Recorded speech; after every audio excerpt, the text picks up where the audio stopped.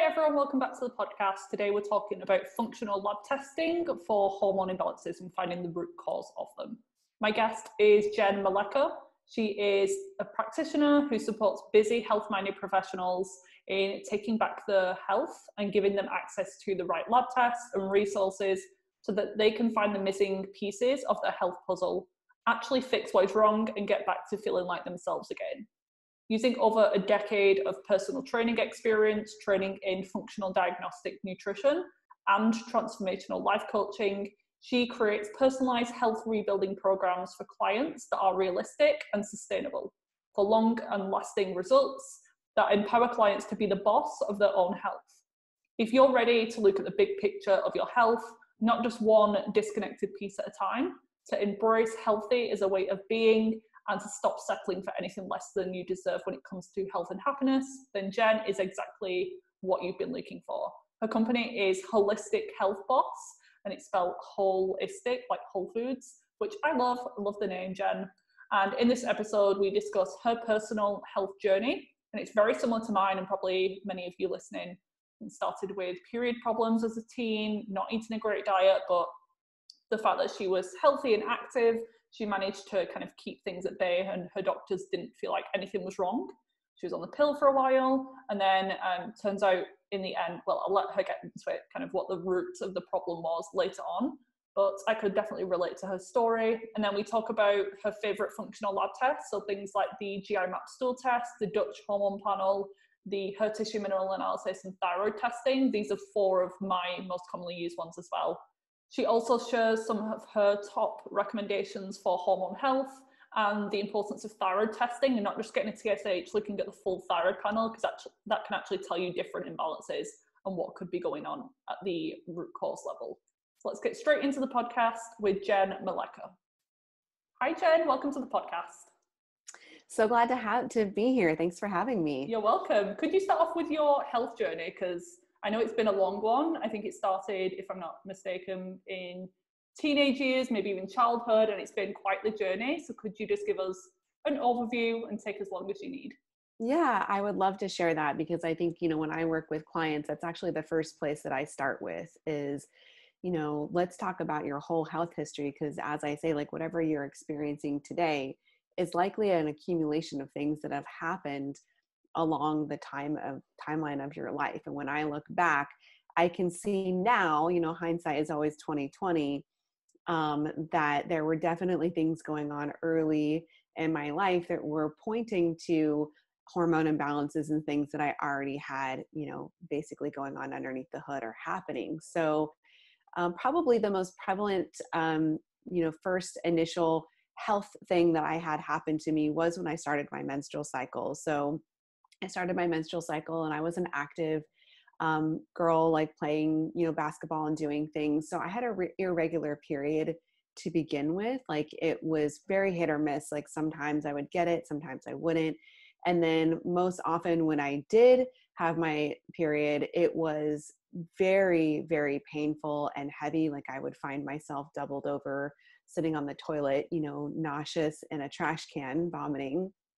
And this went on for some time, and it just got to the point where I couldn't handle it anymore. And my mom had left when I was around like 2nd grade. And so my father had recently remarried, and my stepmom was the first person that I kind of felt comfortable talking to. And so I talked to her about it. And, at the time the solution was birth control, right? So I went to the gynecologist for the first time in my life and was immediately prescribed birth control. And that started a 17-year relationship, with birth control.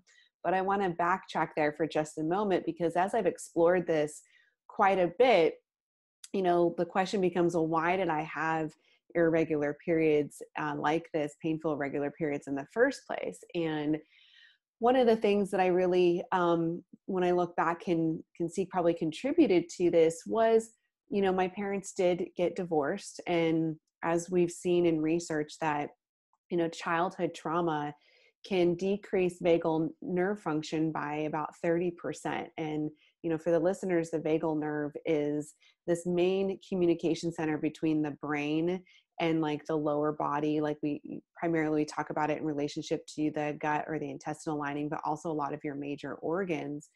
And so when we see this decline in function from things like childhood trauma, and childhood trauma is categorized as something is so common as divorce, by the way, and my parents had a fairly nasty divorce on top of that, it can drastically start to impact our body's ability to absorb nutrients, to digest food, which then has a downstream effect to our hormones.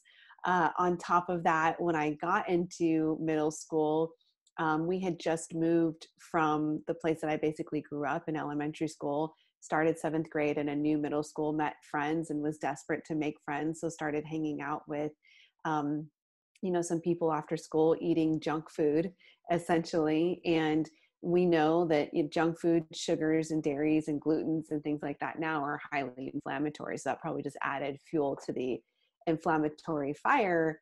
And I did start drinking at a young age in high school also, right? So on top of the stress of being a high achiever, I was the kid that got straight A's and played sports and all those things.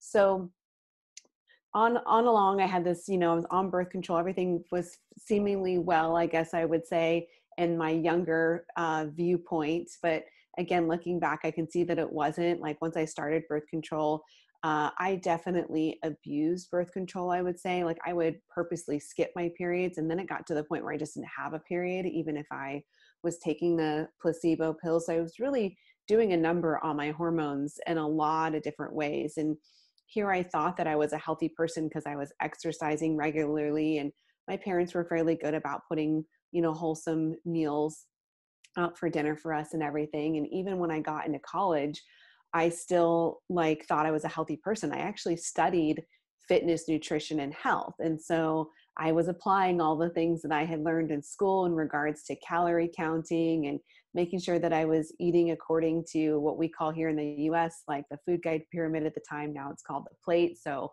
certain servings of vegetables and fruits and grains and dairies and things like that. And again, staying very active and exercising. And I graduated from college and became a personal trainer and got into the fitness world. And that's when I started to really kind of question what I had learned for a couple of reasons. One is that despite what I was doing in terms of diet and exercising, I always struggled to maintain my weight.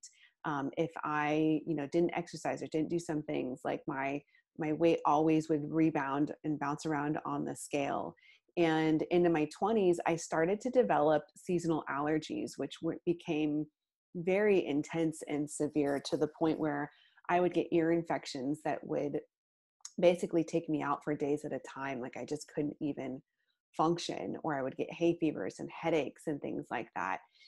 And I really just started to wonder what was going on with my body. And then I also had one day that I can remember so clearly that I was sitting, filling out this calendar book that we had for the personal trainers. I was the manager and I was using a permanent Sharpie marker, and I got nauseous and dizzy from the fumes, the chemical fumes from the marker, and I had to go home. So I was like, there's something that's really not right here.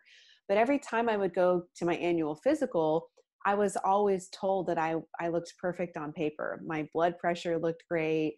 My cholesterol looked great. My resting heart rate looked great. My pap smears looked great. The whole thing looked great, but I didn't feel great. And, they always told me that I was this picture of perfect health because I exercised regularly and I ate fairly well. And I just wondered, what that all meant essentially. And so, I was going along this way for some time, and just kind of through divine intervention, I think one of my mentors introduced me to a program called Functional Diagnostic Nutrition.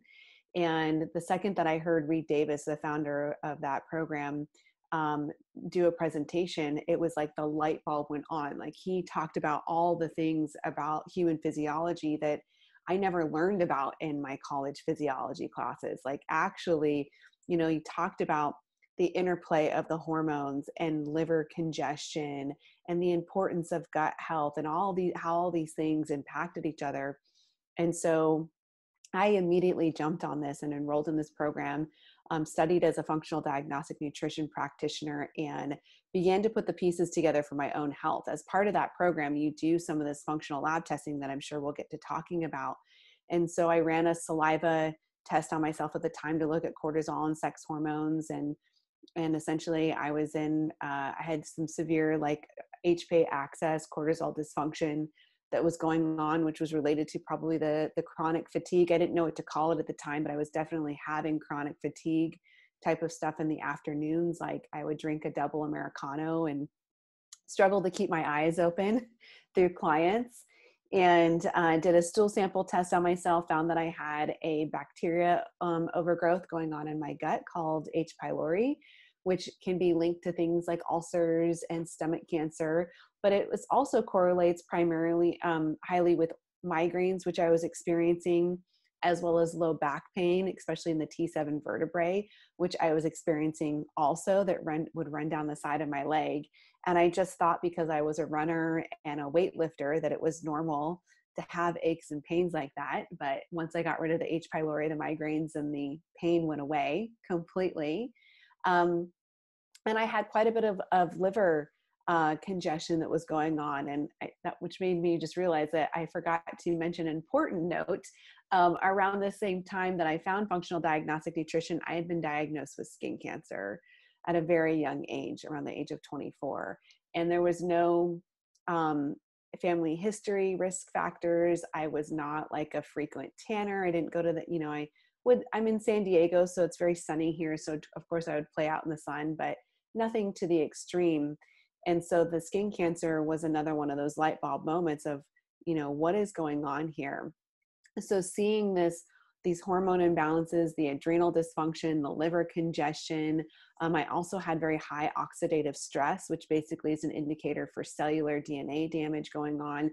It became very obvious how my body had started to cultivate cancer, essentially. And at the time, I was probably eating way too many sugars or carbohydrates for my body, because now I know how to eat differently. And I did eat quite a bit of fruit and sugars and things like that back then, because I would just kind of rationalize it because I worked out so much that I could eat those things, right? Turn it off. Exactly. So this pivotal moment of all this testing led me down a new path to health. I became a functional diagnostic nutrition practitioner, which is essentially a functional health coach. In essence, I changed my lifestyle. I went on an anti-inflammatory diet, so gluten-free, dairy-free, sugar-free, soy-free, really minimized my alcohol intake, like started sleeping better, exercised differently for my body, implemented more things in my life to reduce stress, started to clear out toxins, and I felt better immediately. Like once, by the time I had reached the age of 30, so I was diagnosed with that cancer stuff around 24. By the time I'd reached 30, I was at my lowest weight ever, feeling better in my body and in my skin than I'd ever felt in my entire life, and was getting married, and it was great. Things were absolutely spectacular. So there's more to the story though, right? Like life, and then life continues to happen as I tell my clients, and like, we can't always predict what's going to happen, the toxins that we come and play, encounter, and like our traffic, we can't predict traffic, right? So stressors in our life.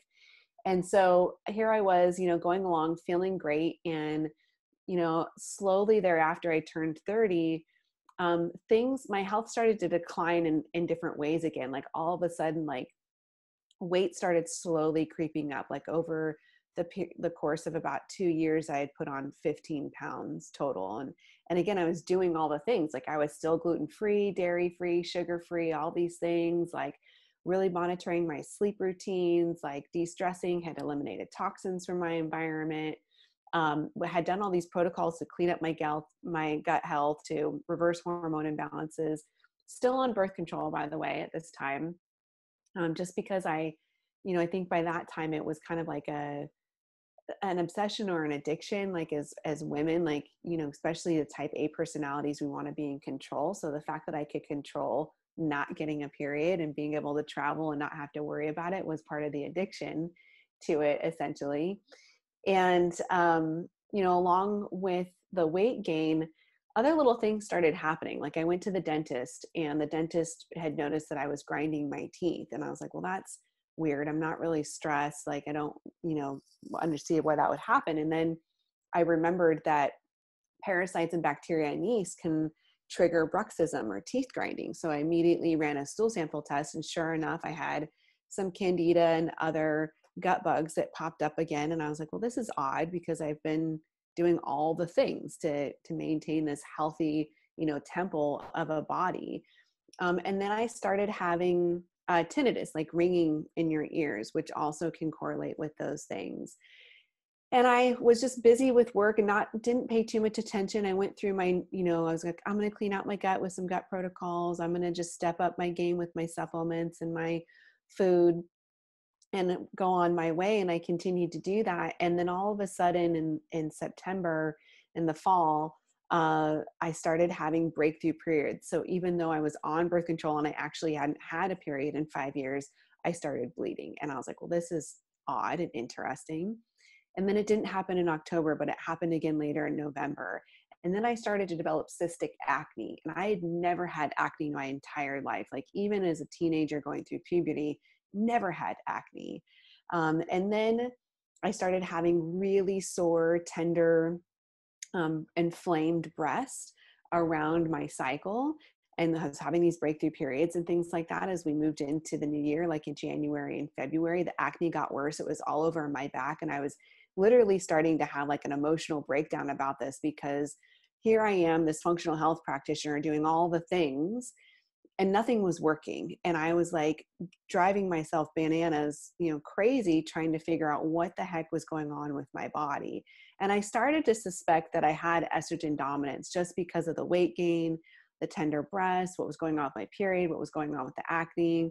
But I couldn't really figure out where it was coming from or what was causing it, because I had eliminated plastics, like I ate more of a low carb, like sugar-free diet, things that would drive estrogen. I wasn't really doing that. And in May, it finally kind of all exploded. Like I woke up one day and my breast had a huge red streak across it, was so inflamed and tender. Like even if I rolled over in bed, it was painful. And you could feel the heat coming off of it. It was so inflamed through 2 layers of clothes. And I was like, something is wrong. And here I'm thinking, like, I have a history of skin cancer, that this has to be breast cancer or something. So I go to all these breast cancer and women's specialists here in San Diego. And again, nobody could provide any answers for me. Like they were like, well, we'll just keep an eye on it. And here I am freaking out that it could be cancer.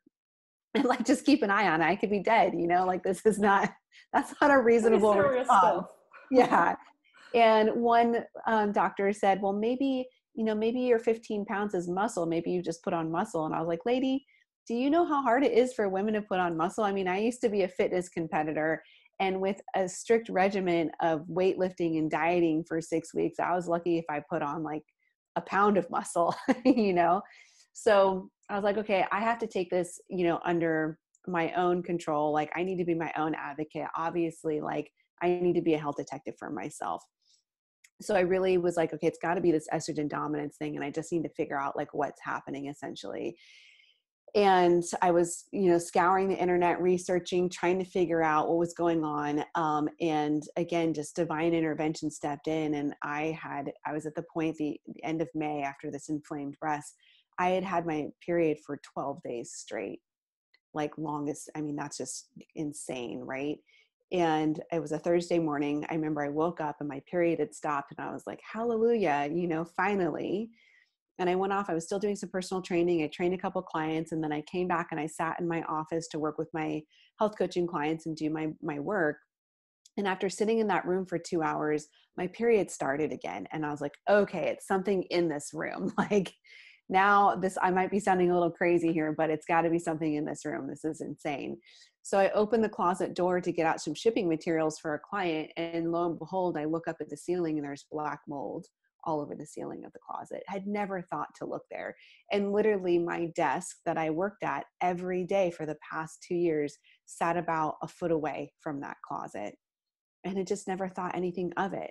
And when we had moved into our house, that area of the house had a roof leak that my husband had repaired and kind of patched up. And that was before I got into this functional health work. So I didn't even think anything of it. I didn't know anything about mold or water damage or how serious this could be. And so we have no idea how long the mold was there for. All I knew is that I had been working from home for 2 years. And that's when the accumulation of these things had started to essentially happen. So I immediately removed myself from the room, started working at the dinner table and the kitchen. The acne started to go away. I started to feel emotionally better because I think the brain fog and all the things that it was doing to me, all the toxicity was really weighing down on me. And then it was this just process over time. Like I hooked up with a really great naturopath who was able to kind of help me through this process because I knew all about the mold, but I'm not a licensed practitioner. I'm more of a health coach. So I can order a lot of functional health tests and a lot of other health tests. But when it comes to ordering some of the mold tests, I wasn't able to do it on my own. So I hooked up with this naturopath. We ordered a bunch of tests, found out, confirmed definite estrogen dominance on a Dutch test and on a blood test, as well as I was definitely having an inflammatory response to mold. My thyroid was a mess. Like I had been I basically had antibodies, was, Hashimoto's autoimmune process had been triggered. But aside from all of that, it was actually a huge relief because now I knew what was wrong and I could do something about it. So I did, and I'm sitting here chatting with you today, Vivian, and happy to say that I'm past all of that. I've been in remission with Hashimoto's since being diagnosed. 6 months later, I was in remission. My hormones are back on track. I have a regular period that's as easy as can be. I got off of birth control when all of this went down to really support my body and help to get my hormones back on track, essentially. And I can say now that at the age of 37, I'm healthier and happier than I ever was at 30 when I thought that I was healthy and happy then before this all kind of happened. So it's really cool to go through this process and to be able to share it with the people who are listening to us to give them some hope and possibility as well too. Absolutely. And it sounds very similar to my story. And I think a lot of people can relate, not particularly to the mold thing. I know that we were chatting before we hit record and saying, obviously it's both on our radars at the moment because it's something that we've struggled with, but it's never something to jump straight into. So if you're still majorly constipated, have several gut infections, aren't taking magnesium and things like that, aren't sleeping, then please don't jump straight to mold because it is such a complex, expensive issue. Yes. But it's something to be mindful of. So that's why I'm having guests on. And I think you were one of the first people that I heard talk about it. I actually listened to one of the podcasts that you did. I think it was the Journey to Glow one, because I was an interviewee on there as well. And I think yours was a few episodes before mine. So I tuned in and listened. I think that must have been, was that sometime last year that it was released? I think so. Yeah. It's been a little while since we did that one. Yeah, because that was when I first started to hear more about mold, because I'd never, like at nutrition school, I'd never heard of it for years and years into my practice. I obviously knew what mold was, but I didn't know that you could get mold illness or how much of a factor it was for some people. And then I started seeing it everywhere. And your podcast, when you was mentioning that, it lit up like a light bulb in my head. I was like, oh, maybe this is something that I'm dealing with as well. And it was. So thank you for that.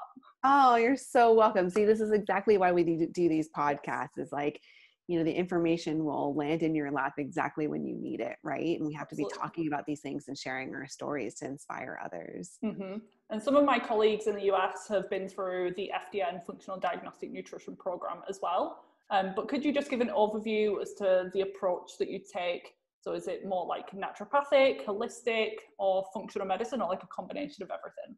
It's kind of a combination of everything. Like when I describe to people what I do, I say I'm in between a health coach and a naturopathic doctor, because I can run all of the lab tests that basically a naturopath can run. My limitation is that I can't diagnose or write prescriptions. So I can't say like, you have Hashimoto's and here's a thyroid medication for that, which, as we probably both know, that those things aren't always helpful. I mean, it may give somebody some relief to know exactly what it is, and medication can be, an acute relief aid sometimes. But ultimately, I think in both of our work, what we want to do is get to the bottom of what's really going on and why that's happening in the first place. And so that's where I really focus my efforts, is running a series of lab tests, of functional lab tests. These are not your normal conventional lab tests. So most of the tests that I do are urine, saliva, stool, and hair sample based. Sometimes we do a blood test because for things like food sensitivities or thyroid specifically, then the only real way that you can evaluate those accurately is through blood. And so we run these series of tests to look at the hormone, immune, digestion, detoxification, energy, and nervous system all at the same time, so that we have all of the clues at once to understand how the systems of the body are interacting independently and together with each other, so we can see the common correlations and start to form an impression of this bigger picture of what is going on with somebody. And then we use that data to guide recommendations for diet, rest, exercise, stress reduction, supplementation, and toxin removal. So that's kind of where some more of the health coaching aspects of what I do comes in. Like a health coach, typically works with somebody on a lot of those things more so than maybe a naturopath would. And, but it's very strategic because we're using that objective data. And then I meet with clients, we go over the test results in detail, go over the recommendations. And then more so like a health coach, I will meet with them more frequently, every 2 weeks or so when we get started, to help them implement the changes versus, when you work with a functional medicine practitioner or naturopath, you're usually seeing them like once a month or once every 3 months, and then you're kind of on your own. And so it is this whole mind-body approach. I'm also personally trained in modalities such as like neuro-linguistic programming, which is transformational coaching essentially. So like taking a look at belief systems and who are you being as a person in your life that has maybe contributed, to some of the decline in your health. Like, I am a self-proclaimed like type A personality, overachiever and control freak, I guess I would say. And I can look back and see how those things were drivers for me to sacrifice my health or push my body to its limits.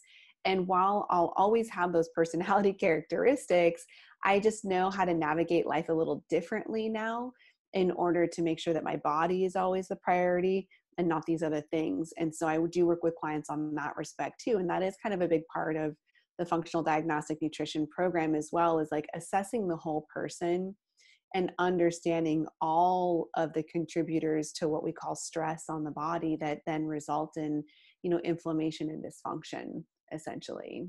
So let's take the average person who's probably listening, the average UK or US woman. Maybe she's got some PMS, which is common, but it's definitely not normal. I think we can both agree on that one. Maybe her periods are a little bit heavy. She's also dealing with some signs of estrogen dominance. She's got some gas and bloating issues, some IBS tendencies, and she's really tired. And she's on a limited budget, so we can't go crazy with these functional lab tests. But what would be your top suggestions to figure out like what's causing these issues? I love that question.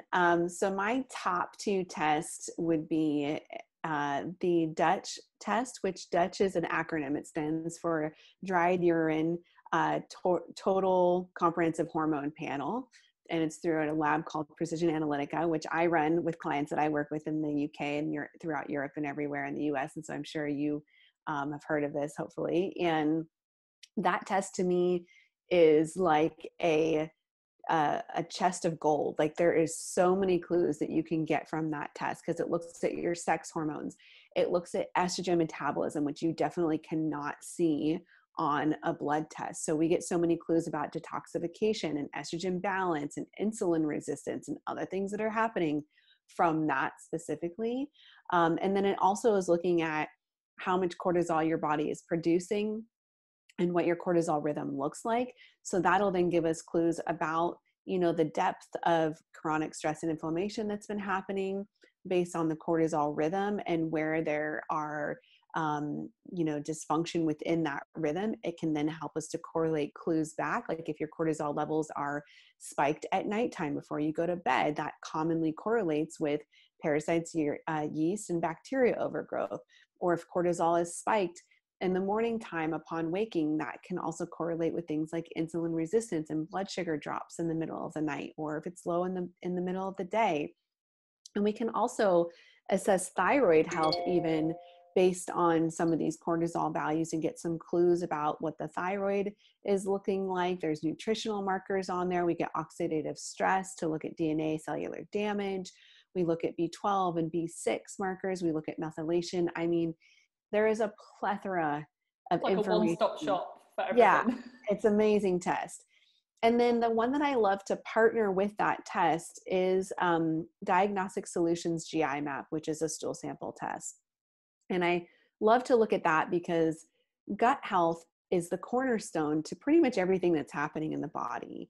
And when we think about like, well, what's causing this chronic stress and inflammation on the body? What are contributors to this? What are contributors to poor nutrient absorption or a suppressed immune system? We definitely want to go and look at the gut. And so on this test, we can assess like a laundry list of parasites, bacteria, and yeast overgrowth. In addition to that, it also gives us other intestinal health markers like inflammation. How well are you digesting fat? What are your enzymes from the pancreas look like? So we can see if you have low digestive power where you would need a digestive enzyme to help boost nutrient absorption. We can look at the immune system and see if it's suppressed or if it's running really high. We can see if there's reactivity to things like anti-gliadin, which is an indicator for gluten sensitivity. So this partnered with the Dutch test really complement each other in a lot of ways. Because especially if we see low hormones, when there's low hormones, I'm always questioning diet and nutrient absorption. Like, are you eating the right foods? And are you actually absorbing their properties in order to produce hormone in the first place?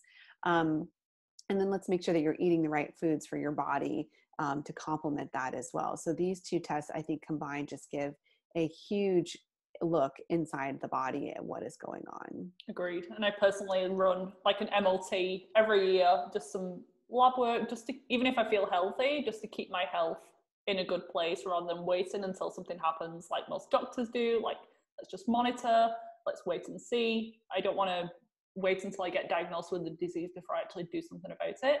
So definitely agree with both of those. And with the thyroid, so blood work is always best for thyroid. What are the markers that need to be tested compared to what doctors typically order? Yeah. So doctors are typically this is the constant struggle. Doctors typically just look at a TSH marker, usually, which TSH stands for thyroid stimulating hormone.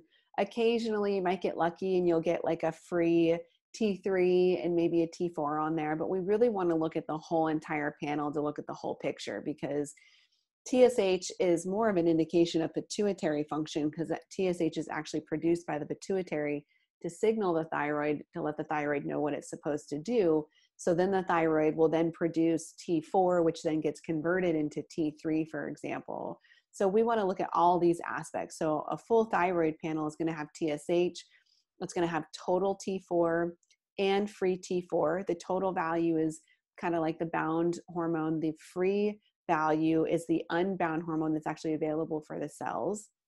Then we also want to look at total T3, free T3. I even like to look at reverse T3 or T3 uptake, and then the antibodies. So the thyroglobulin antibodies and the thyroid peroxidase TPO antibodies as well too. So we can assess any type of autoimmune process that might be going on. But these numbers are important because, as I was saying, the thyroid produces T4, which is then converted into T3. So if we want to figure out, okay, well, where in the thyroid pathway is there dysfunction happening, we need to see all of this information. So for example, you could have great TSH levels, you could have great T4 levels, but then you've got poor T3 levels. Well, knowing that T4 is converted into T3, then we can look at, well, what's going on in the conversion process and how do we support that?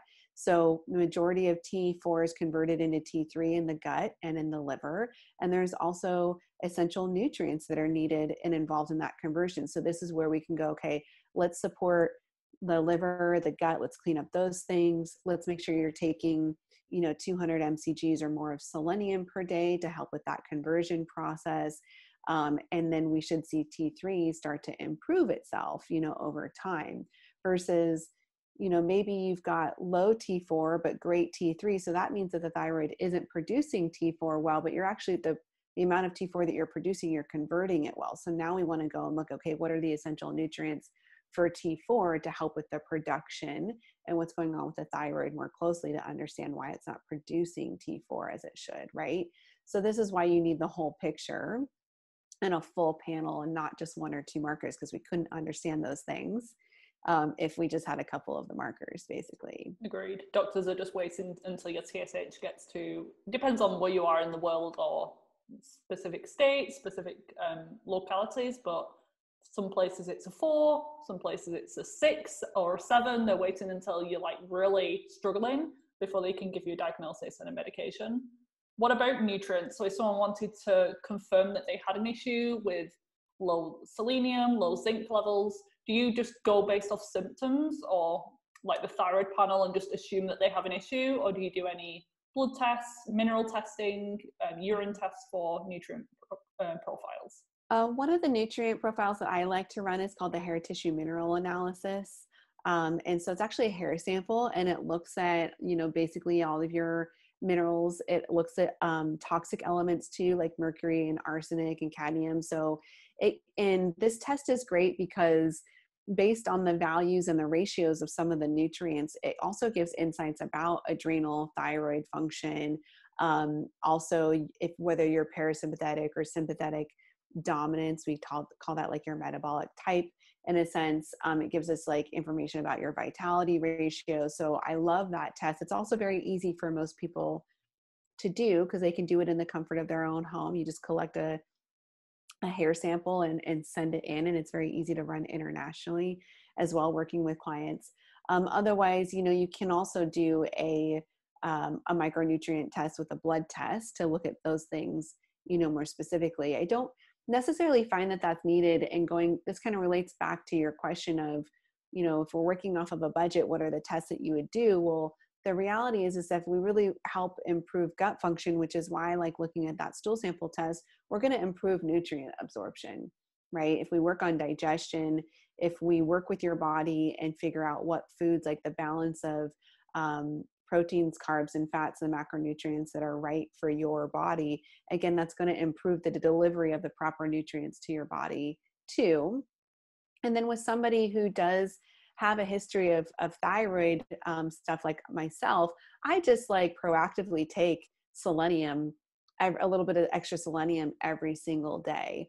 I also proactively take and recommend that my clients take mineral complex every day, knowing that the toxins in our environment strip us of minerals. It's like, we need to be replenishing them more so. And like our food just isn't as nutrient dense as it used to be anyways. So there is kind of like a maybe like a few, like 5 or so supplements that I just recommend that most people take regardless. And that we work on these major functions of the body that are going to reestablish, balance so that we can avoid things like nutrient deficiencies as much as possible. Yeah, it's common knowledge that I think 75% is the statistic now of Americans are deficient in just magnesium alone. So like that in itself could be affecting over 500 different functions in the body if you don't have that magnesium. So I did the same, just assuming that you have a problem, because if you're stressed, if you've been on the birth control pill, if you have digestive problems, then you could be eating the most perfect diet in the world but still not fully benefiting from all of those nutrients. So I want to ask you 5 like top tips. So to help, the good thing is that these recommendations probably help the gut, your hormones, your energy. So just like 5 general nutrition or lifestyle tips that we can leave with the listeners. Yeah. So the first one I kind of alluded to is eating the right macronutrients for your body. This was a big one for me in my journey coming out of being a personal trainer and having studied fitness, nutrition, and health. I thought I needed to be eating every 2 hours, as we've been told. I was eating fruits and things that actually weren't in alignment with my body. And one of the reasons that I knew it wasn't in alignment with my body was because I was hungry every 2 hours and I never really felt full or satiated. So that's one of the things that I have adjusted and I work with my clients on, and I've kind of learned through the training that I've done, is figuring out what foods are right for your body so that it can function at its potential. And part of that is, maybe taking a look at things like food sensitivities to realize like what things are inflaming you. But the other part is balancing your protein, carbs, and fats. And when you're eating the right amount of protein, carbs, and fats for your body, you should be able to go 3 to 5 hours or more without feeling hungry. And so that's a key sign, right? And so you can kind of play around with your ratios of protein, carbs, and fats till you find that sweet spot where you're able to go a prolonged period of time without feeling hungry. And this helps to prevent things like insulin resistance that lead to things like estrogen dominance and hormone imbalances and cortisol dysfunction. So that is really key. And also I find with myself and my clients, when they do this, they instantly notice an increase in their energy too. The other thing is sleep. You'll hear, if you guys, end up following me from here, you'll hear me talk about this all the time.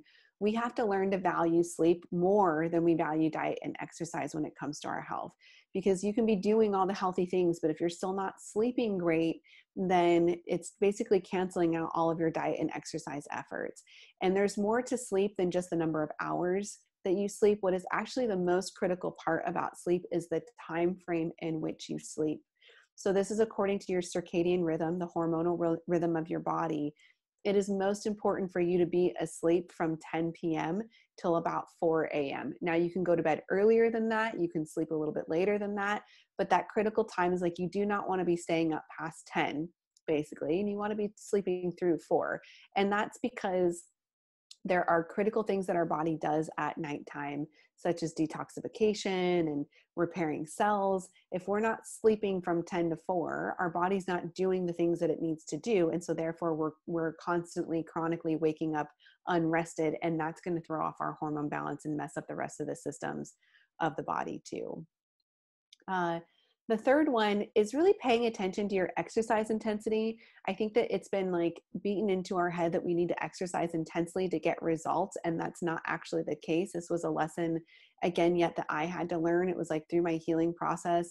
When I was slow to get results, I was doing all the things, but the one thing that I hadn't done was change my workout routine. And we need to recognize that when our body is in an already depleted state because we're stressed out or we haven't been eating the right foods or our hormones are out of balance, when we exercise intensely, that places an additional demand on the body when it's already depleted. And so one of the things that I did to help myself heal was I committed to just doing 30 days of yoga and walking to cut back on running and weightlifting to give my body space to heal.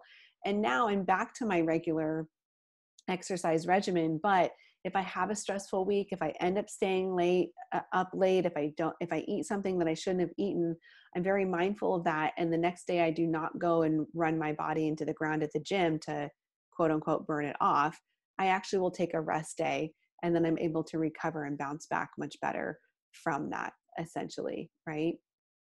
And so that's 3. What did we say? 5 is what I'm going for? Okay. If you want to. I'm sure I think you've got a million things in your brain. Yeah. So like the top things we've had, blood sugar and macronutrient balancing, optimize sleep, be mindful of exercise being a stressor. So don't push it too hard. Sometimes the more restorative forms, people actually find that they lose weight because their body is less inflamed and less stressed. So definitely see that as well. Yeah. And then the last thing that I'll say then is like paying attention to who you are being in life. I kind of mentioned this earlier. It's like, think of the scenario of like, well, I'm eating this super healthy breakfast or lunch or dinner, but I'm eating while I'm working, or I'm rushing out the door to go somewhere as I'm sucking down my smoothie, or I'm rushing to get to yoga class so I can half-ass relax to rush to go somewhere else. So healthy is a way of being, not just doing. You can be doing all of the healthy things again, but if you are running around like a maniac in your life, constantly busy, constantly doing, constantly on the go, your body cannot heal. Your body can only heal in a relaxed state. So when we're constantly moving, when we're constantly doing something, it is triggering the fight or flight sympathetic response. There's this constant low grade stress that is going on that whole entire time. And so our body cannot heal in that place. So that's been a big one for me, definitely, is again, self-proclaimed like A-type personality, control freak, all those things. Is I love to have a lot of things going on in my life, but I also have to be very conscious of balancing that so that I don't burn myself out. So what does that mean? So that means, before I sit down to eat, I take a couple of deep breaths in order to get my body into more of a parasympathetic mode. I schedule 2 hours for my lunch break, knowing that I'll probably work into half of it and really only get an hour. I sit outside in the sun to eat my lunch when the weather is nice enough to do that. Mornings are me time. I don't start work. I don't check my email until about 9 a.m. because everything else can wait. I do a meditation, at nighttime, or do something that's relaxing at nighttime. So these are the little ways that I sprinkle it in, throughout the day, go out and ground or something, and just kind of slow down. So you can be busy but slow kind of at the same time, right? And so that's really important. It's really, really important. Something that I've struggled with as well, but I've actually found that the more that I slow down, the more productive I am anyway. So rather than trying to push through, and I hate the word, but hustle and get everything done with no rest, I'm actually forgetting things and everything's going wrong. Whereas if I just go slower, take no breaks, I can actually get a ton of things done more easily. Mm-hmm. I want to finish up, as I do with all of my guests, with 3 quick questions. So the first one is, what's one product that you couldn't live without? So this could be a supplement, it could be an appliance, or anything. One supplement that I couldn't live without. Oh my goodness, that's a hard one product. I would say one of the things that I absolutely love, and it's just part of my routine, is my castor oil pack. Mm-hmm. Yeah. And castor oil in general. When I travel, it's a little bit harder to bring my castor oil pack. So I found this great company that does a mixture of coconut oil and castor oil and Himalayan salt. And so I'll travel with that. And I always put that over my abdomen and my liver because of all of the anti-inflammatory and detoxification benefits that come with that. And it's just, I don't know, there's just something that I love about doing that a couple times a week. Definitely. A really old school naturopathic detox tool. Love them as well. What's your go-to breakfast? My go-to breakfast is actually a matcha latte. So this has been part of healing my hormones and reversing some of that insulin resistance stuff that was happening with estrogen dominance and mold, is that I don't really have a traditional breakfast that often anymore. I kind of do some intermittent fasting stuff, but in the morning I will have full fat coconut milk with matcha collagen from Vital Proteins. And that drink will keep me full. I'll usually have that around 10 o'clock, and that will keep me full until 2 in the afternoon, till when I eat my lunch. So, and it's got green tea, has all kinds of anti-inflammatory benefits and healing benefits as well too, calming factors like L-theanine, and then the fat helps to nourish the hormones. Mm-hmm. I'm a matcha addict as well. Yeah. Last question is, where can people find more from you online? So social media, your website, tell us where we can find you. Yeah, I am very active on Instagram. You can find me at the Wholistic Health Boss. Holistic is with a W, like whole foods or whole person. So Wholistic Health Boss. Also active on Facebook as Holistic Health Boss. And then my website is holistichealthboss.com. I love the name, by the way. Very catchy. It's so funny. When I came up with that, my husband he's like, I don't know. I don't really like the sound of boss. And I was like, but it's about being the boss of your own body. It's not letting other people tell you what you should be feeling or doing. It's connecting in with yourself and being the boss of your own body and advocating for yourself. So thank you. Love it. Thank you so much, Jen.